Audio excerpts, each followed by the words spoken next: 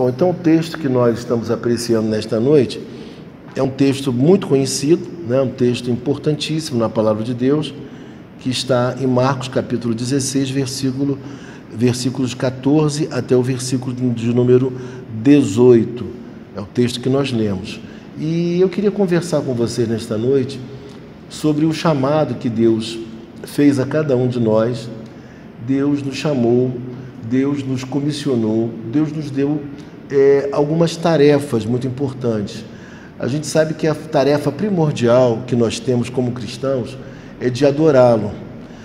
Muita gente pensa que a nossa tarefa mais importante seria evangelizar, mas acima de qualquer coisa, Deus nos chamou para que nós vivêssemos para Ele, que nós o adorássemos, que nós o glorificássemos. Esse é o nosso grande chamado.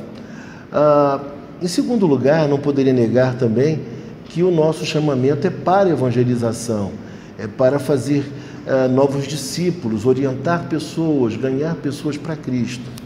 E o que me chama a atenção é que os apóstolos, vocês sabem que a maioria deles eram pessoas muito iletradas, pessoas simples, pessoas sem poder aquisitivo, eram pessoas pobres, pessoas humildes, sem muita instrução, como disse o presbítero Isaías. Mas é curioso observar que eles, em tão pouco tempo, eles conseguiram levar a mensagem do Evangelho ao mundo conhecido de então. Eles conseguiram realmente se deslocar a distâncias enormes, né? Correndo risco até mesmo de perder a vida em naufrágios, para poder levar a mensagem do Evangelho. E nós estamos vivendo hoje um período diferente. Na nossa conversa aqui antes de começar o culto, o presbítero Isaías dizia para mim como as coisas mudaram, como tudo está diferente. Realmente, as coisas mudaram, estão diferentes, e nós não podemos imaginar que elas serão como eram antigamente. O mundo realmente mudou, e os avanços tecnológicos, tudo que está acontecendo hoje, ele veio para ficar, né? O homem está influenciado por novas ideias também. E nós temos o Evangelho que ele é o Evangelho eterno, ele serve para todas as épocas.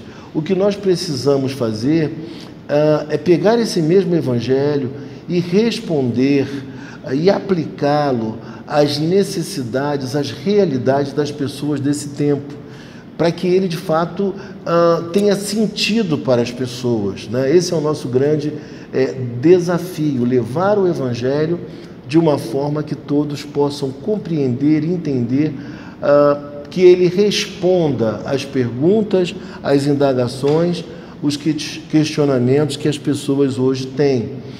Porque o Evangelho vivido por nós hoje não é da mesma forma que as pessoas há 40, 50, 60 anos o encaravam, né? A sociedade já era influenciada pelos valores cristãos. Hoje nós estamos vivendo uma época na qual os valores cristãos estão em baixa.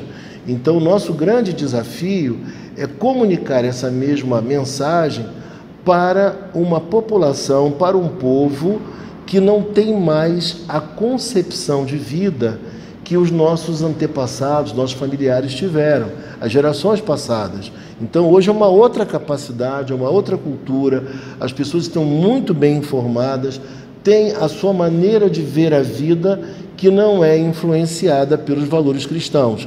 Nós estamos vivendo um tempo chamado de pós-moderno, um tempo chamado de modernidade líquida, nós estamos vivendo um tempo chamado de pós-cristão. Os valores cristãos estão em baixa. E nós, como igreja, nós temos observado que algumas comunidades têm crescido, e algumas que têm crescido bastante, elas são igrejas que ou têm uma tendência liberal, teologicamente falando, e também de maneira comportamental, elas são igrejas liberais.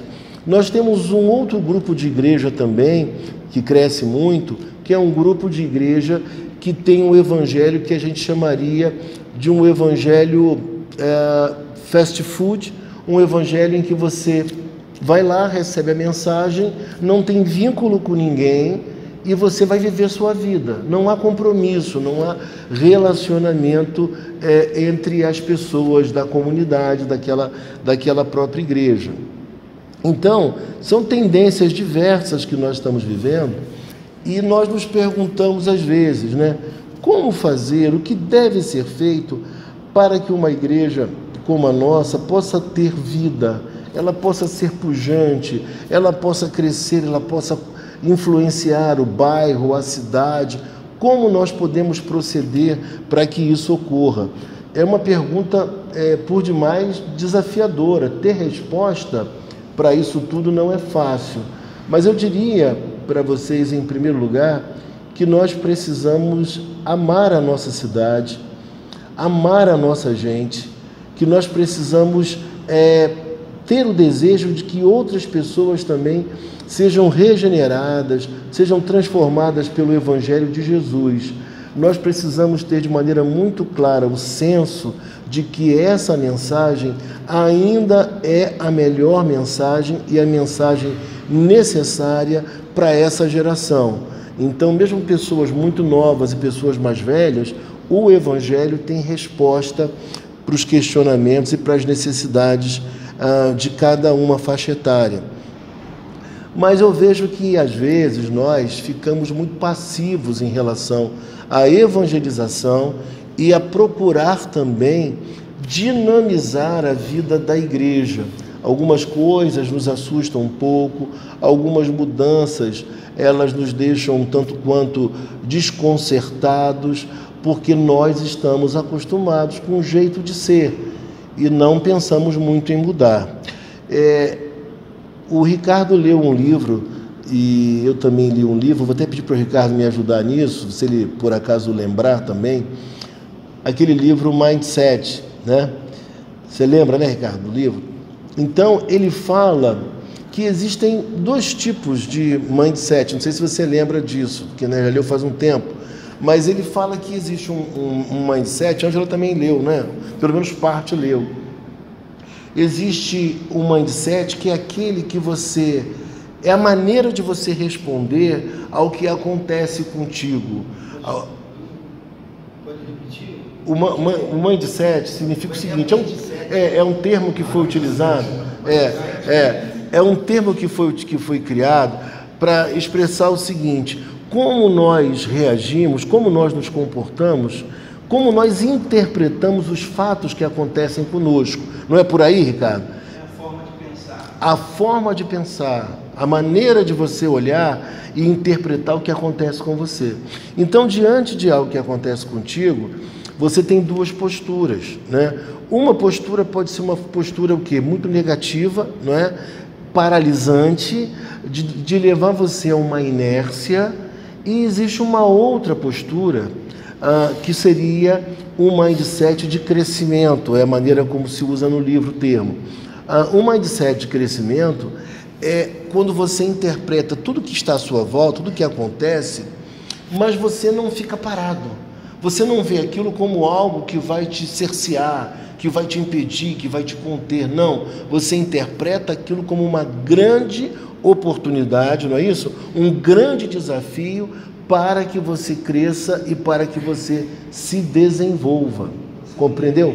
Você não depende de pensar, por exemplo, isso não significa que você vai analisar as coisas pelo lado positivo, somente as coisas boas, porque elas já são vistas pelo lado positivo. Mas é você extrair daquelas coisas negativas que também nos acontecem, nos atinge todos os dias, uma forma, uma maneira de extrair delas algo de bom. Por exemplo, alguém que está doente. Você, quando fica doente, é muito natural que alguns ficam acamados ou vão para um hospital e aí ficam tristes, abatidos, porque gostariam de estar em casa, de estar na companhia dos outros, de estar na igreja, mas está no hospital. Mas ainda lá no hospital você pode olhar pelo lado positivo da coisa. Por exemplo, você tem um hospital para te receber, para cuidar de você, você tem os bons profissionais rodeando, você tem os remédios para aliviar a sua dor, te curar. Então, há também, mesmo no momento negativo da sua vida, uma forma de você pensar positivamente extrair o lado bom daquela coisa. Exatamente. Exatamente. Então, essa colaboração é muito pertinente do Ricardo.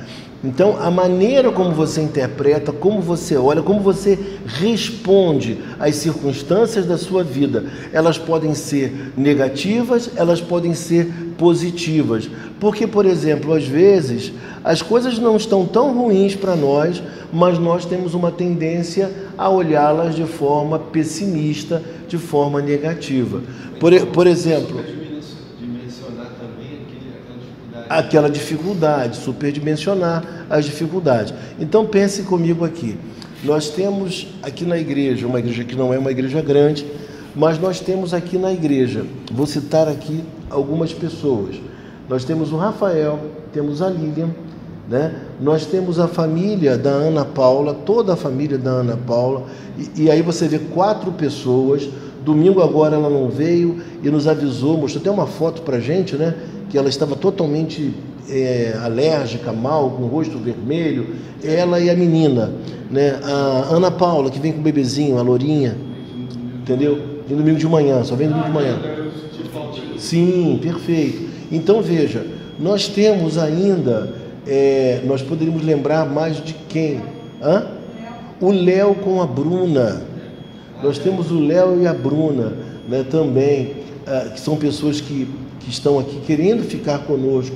Agora chegou a dona Neuza, que no domingo nós ministramos uma aula para ela, né? Ela subiu para estudar comigo, ela falou assim, estou gostando muito daqui, estou desejosa de ficar aqui nesta igreja. Então, uma lourinha, você não deve lembrar tão, fica ali na frente, lá na frente. Dona Neuza, então ela também falou a mesma coisa para nós. Sérgio e Francisca, que estão em Portugal. Se nós olharmos esse grupo todo, nós vamos somar quantas pessoas? Nós vamos ter mais de 10 pessoas aí, se aproximando da igreja, querendo ficar na igreja. E outra coisa, algumas destas pessoas estão vindo de outras comunidades. Algumas delas estão em igrejas consideradas muito boas, mas que não estão se sentindo bem nesses lugares. São pessoas que não estão felizes onde estão. São pessoas que estão em igrejas que, por vezes, por exemplo, não têm oportunidade de ministrar, de cantar, de louvar, de fazer uma oração. Ou seja, a igreja já está totalmente fechada, não há espaço para mais ninguém participar. São igrejas assim. E então a pessoa tem um desejo de poder servir a Deus com os seus dons, com os seus talentos. E se nós olharmos, nós temos aí pessoas, temos crianças nesse meio, né? Temos a Aninha e temos a filha da Ana Paula, né? E nós temos também pessoas na faixa dos 40, dos 30 e 40, nós temos pessoas também na faixa dos 60 anos. Então, olha que são pessoas de faixas etárias diferentes, né? Mas que, no entanto, vieram à nossa igreja e acabaram gostando e se sentindo bem aqui. Por que eu estou dizendo para vocês? Para mostrar que está havendo uma possibilidade de crescimento, inclusive numérico, né? E também no serviço, porque são pessoas que também querem servir a Deus, talentosas e querem servir a Deus. Isso traz esperança a nós. E eu digo isso para a gente não olhar com esse mindset tão negativo, né? Mas olhar com um mindset de crescimento, notando que há uma possibilidade de trabalhar, de crescer, de se desenvolver, e essa comunidade, ela precisa ser mais conhecida, né? Divulgada, o evangelho tem que ser divulgado, né? E por conseguinte a própria comunidade vai ser mais conhecida. Uma igreja, que é um ponto que eu quero trabalhar com vocês esse ano também, uma comunidade que seja uma comunidade cativante, uma comunidade que você fala, eu quero estar lá, é bom estar lá. Lá nós desenvolvemos relacionamentos profundos de amizade, de amor, de respeito, de companheirismo. É uma comunidade verdadeiramente cristã, uma comunidade onde temos presbíteros que a gente pode chegar até eles para conversar, e nós seremos ouvidos sim. Uma comunidade na qual os dois pastores, né, eles também estão dispostos a atender as pessoas prontamente. Não existe aquela história de você marcar um encontro com o pastor, uma conversa, um gabinete, como chamam, né? Um gabinete, depois de um mês, 2 meses, tem que falar com a secretária, agendar uma burocracia. Não, o pastor, ele é tangível, ele é acessível às pessoas. E isso é muito importante. Pode falar, Isaías. Esse trabalho que nós fazemos no final do ano, de distribuir cada dia, isso é importantíssimo. As pessoas não valorizam. Uma pessoa falou aí que por que nós compramos tanto cada dia? Mas eu ouvi outra pessoa também falar. Mas é porque a pessoa não valoriza, porque nós estamos divulgando a igreja com um material excelente. De excelente qualidade. Você não imagina. O Evangelho automaticamente é mensagem. Exato. As mensagens dele. As mensagens. Sim. Eu distribuí no mercado do hortifruti, aí entreguei as 2 meninas do caixa, e uma falou, legal. Exato. Aí lá no clube onde eu faço natação, peguei lá o guardador de piscina e tal, história, né? Aí no dia seguinte, tô lendo aquele coisa, tá legal. Mas as pessoas valorizam esse material, né? E a igreja está. Olha, são 1.500 exemplares distribuídos, a igreja está conhecida, a Betel. E 2 jovens passaram aqui, é só um exemplo.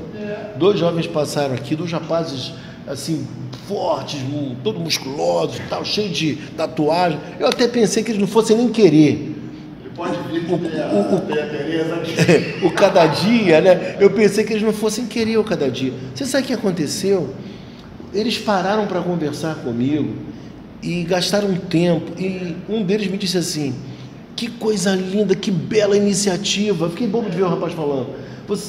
Todo mundo deveria receber esse livreto sem se importar com a religião da pessoa. Eu falei, que coisa interessante ouvir esse depoimento de um rapaz, de um jovem, deve ter no máximo 30 anos aquele rapaz, entendeu? Então, são esses pontos que a gente precisa pensar. E como a gente pensa agora no novo ano, nós temos esses marcos, né? Está terminando 2018, vai entrar 2019.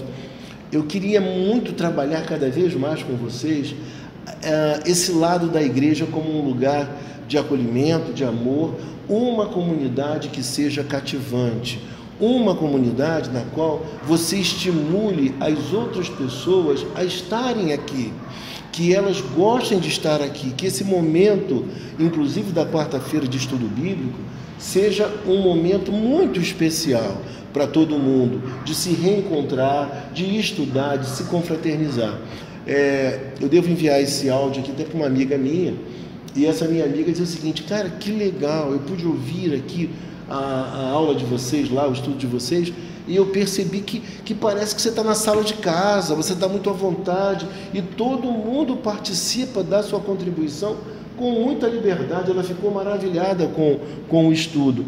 E aí, voltando para o texto, né, para o texto bíblico, o que me chama a atenção é que nós temos da parte de Deus um chamado, uma vocação, um despertamento para evangelização, né? No versículo de número 15, o texto nos diz: ide por todo o mundo e pregai o evangelho a toda criatura, né? E é curioso observar que Jesus, no versículo 14, censura a incredulidade deles, porque eles não estavam ouvindo os testemunhos de que ele havia ressuscitado, que ele já havia aparecido para outras pessoas. Então, se Jesus ressuscitou, a nossa fé, ela é viva, ela é verdadeira, ela não é vã, nós temos esperança, e nós precisamos levar essa mensagem de uma vida melhor, de perdão de pecados, de salvação, de uma vida eterna, que nós também ressuscitaremos para as pessoas que estão à nossa volta. Então ele diz: ide por todo mundo e pregai o evangelho a toda a criatura, sem distinção. Eu estava ali à porta, entregando cada dia, que é um livreto, né, com mensagens cristãs, E eu conversava com cada pessoa e eu fazia um esforço tremendo para não discriminar ninguém.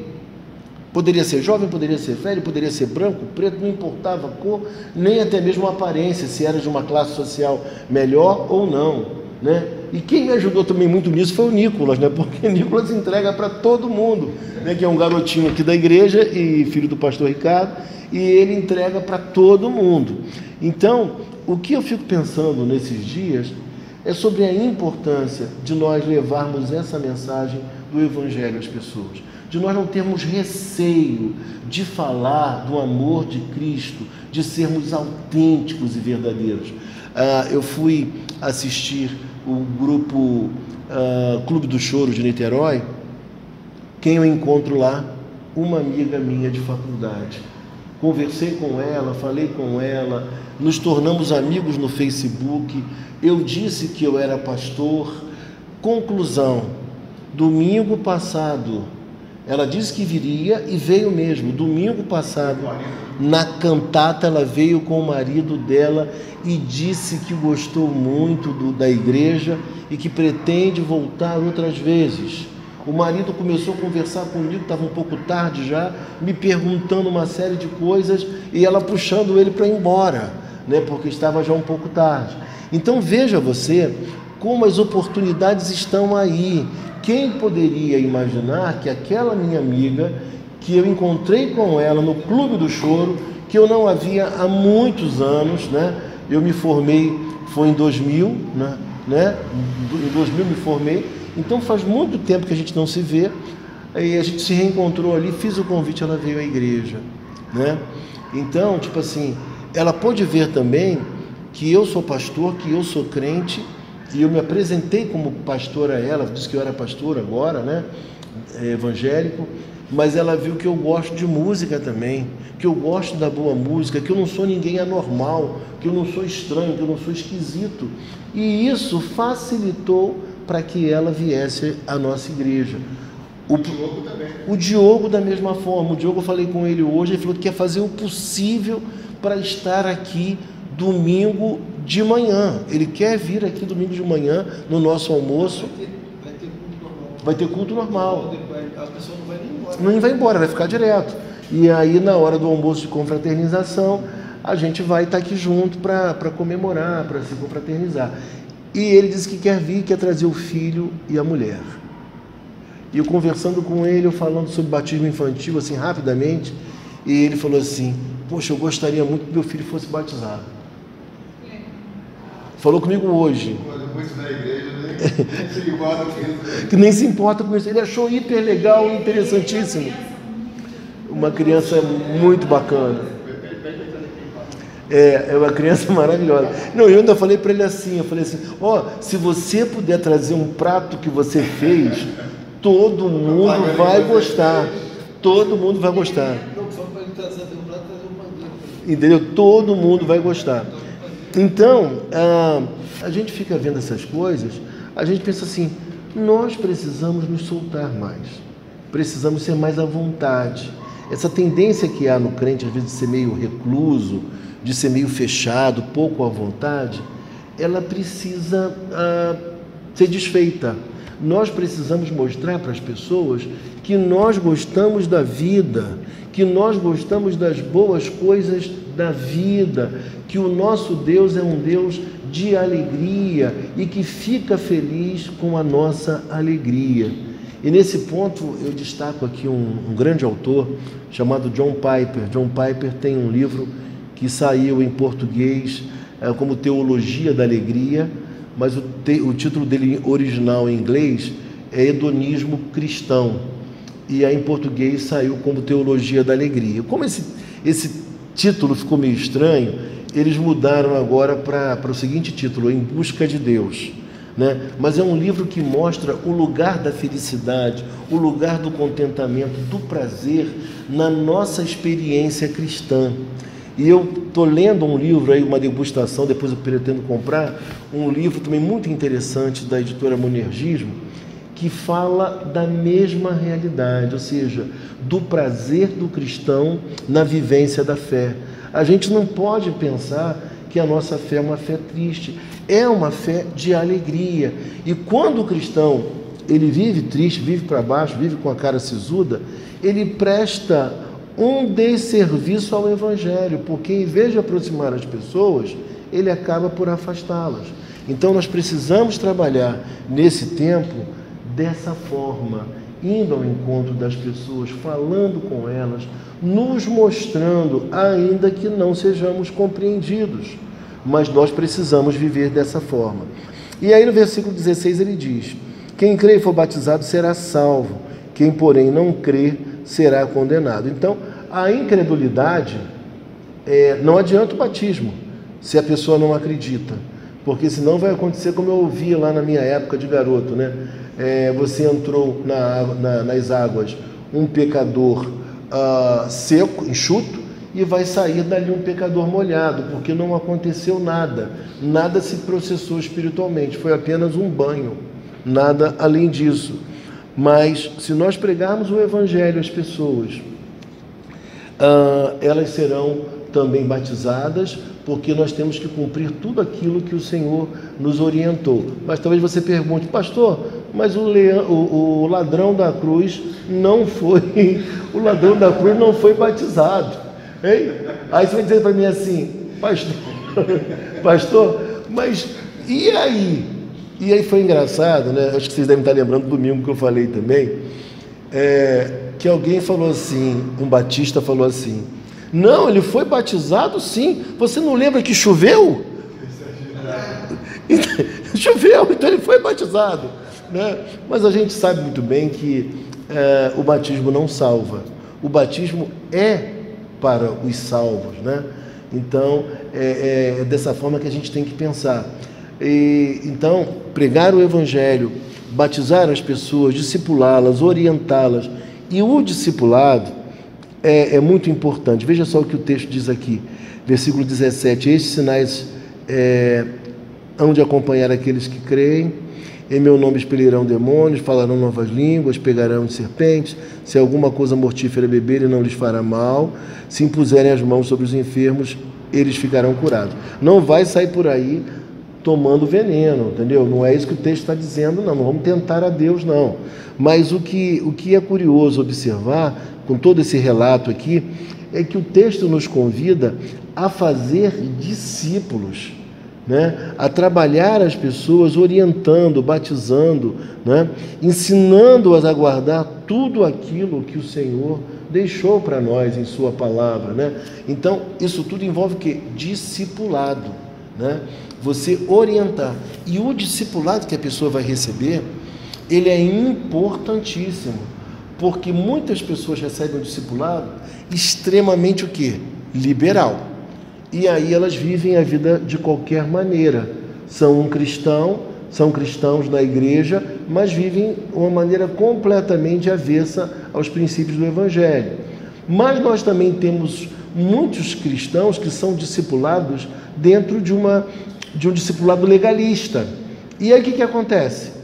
Eles, por sua vez, também vivem uma vida aquém daquilo que Deus projetou para nós. Eles olham para o mundo como sendo um perigo, como o mundo sendo somente mal, como se não houvesse nenhuma coisa boa no mundo. Mas só que o mundo foi criado por Deus, né? Então, esse discipulado defeituoso e distorcido, legalista, ele pode fazer também com que a pessoa tenha uma vida muito aquém do que poderia viver no Evangelho. Fala. Esse discipulado que você fala é a pessoa individualmente catequizando,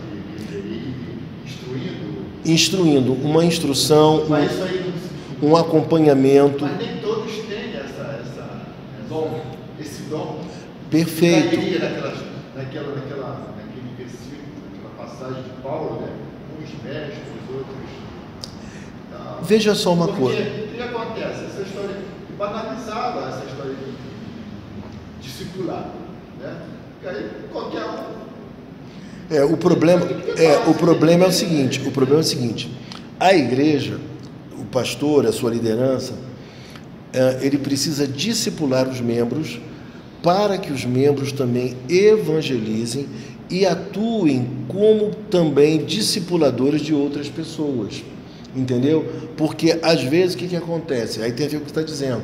Às vezes a pessoa mal discipulada, ela não sabe como trabalhar os ensinos, como orientar as pessoas, como responder aos questionamentos das pessoas, como mostrar qual é a ótica cristã para o outro, né? Então, isso é muito importante. Então, tudo começa a partir da própria liderança da igreja, disposta a discipular as pessoas que estão ligadas a ela, as pessoas que já são da igreja. E assim isso vai crescer e vai se dinamizar, entendeu? A partir da orientação que vem sendo trazida por conta da liderança. Tem que estar preparado. Tem que estar preparada. Também ressaltando isso, eu penso que se a gente olhar para o passado, a gente não vai ver doutor espalhado porque a região é muito grande.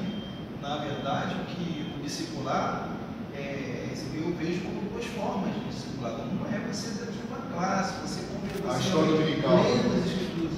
E existe aquele discipulado que você vai falar do amor. Esse aqui é falar puramente do amor de Deus, como Deus te alcançou, falar da sua experiência.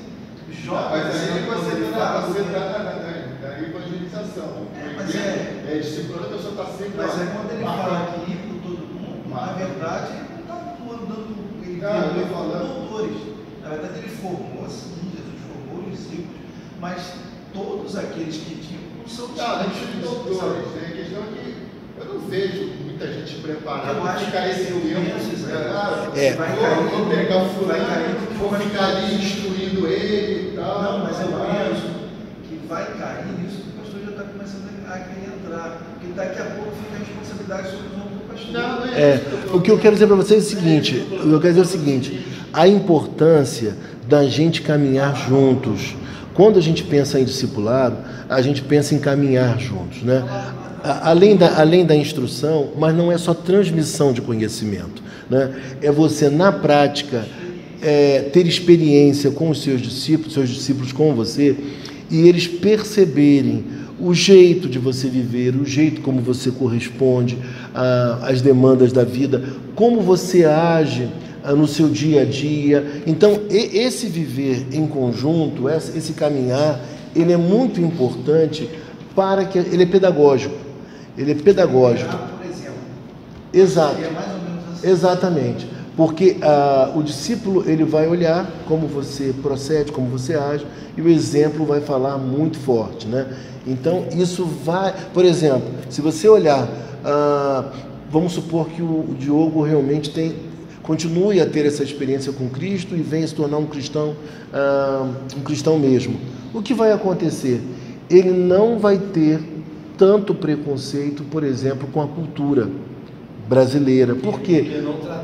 Porque ele viu que o pastor não tinha essa esquisitice, essa preocupação, esse medo. Ele vai falar, não, eu posso gostar da boa música, é um exemplo, né? Eu não estou proibido de gostar da boa música, né? Então, isso faz parte de um discipulado.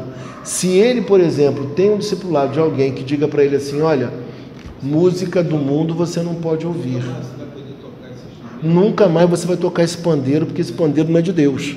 Ele vai ter o quê? Uma visão completamente preconceituosa, um discipulado defeituoso, né? Então, isso é muito importante para o desenvolvimento da pessoa. Ela passa a ter uma cosmovisão, uma visão de mundo dirigida pelo Evangelho e não pela religião, pela religiosidade, né? Pelo legalismo. Então, isso é muito importante. Eu vou ficar por aqui, tá na hora da gente orar também, né? Posso falar só como é que é interessante? Pode falar. Eu fui eu faço uma forma, o Nicolas também faz com a meia. Eu cheguei lá e sempre só atendi primeiro, o Nicolas sai da escola e chega tempo de quando termina o meu horário, ele está chegando, para ser atendido. Aí eu entrei quando ele estava a caminho da clínica. Daqui a pouco a Flávia estava conversando comigo e falou assim, Nicolas veio me perguntar se eu era solteiro. Eu falei, se eu era casado ou solteiro. Eu falei para ele que eu era solteiro, mas que eu tinha um namorado que eu tinha dado tempo. Aí Nicolas, é? então vai lá na minha igreja que você vai arrumar um namorado rapidinho. Ai, ai, ai. É do jeito dele, mas a gente às vezes não se atenta, mas às vezes as pessoas simples palavras, não isso, né? Vai, igreja, né? Na ótica, você falou que está correto. Não, é muito interessante. A maneira solta, a vontade de ser, né? Você vê como, às vezes, as estratégias que a gente não utiliza, nós perdemos a grande Perdemos. Exatamente. Ele, do jeito dele, deu o recado. E domingo agora fizemos uma programação que nós poderíamos chamar de uma programação mais tradicional, né? Então um culto cantado e tal, uma palavra muito breve, mas eu ali da frente eu pude perceber uma coisa: como você pode fazer algo às vezes tradicional, às vezes mais moderno, mas se for feito com graça, com beleza, isso vai atingir os corações. Eu ali da frente, olhando para a congregação na hora que eu fui falar, eu percebi a emoção de muita gente aqui dentro do templo, e muitos visitantes estavam aqui.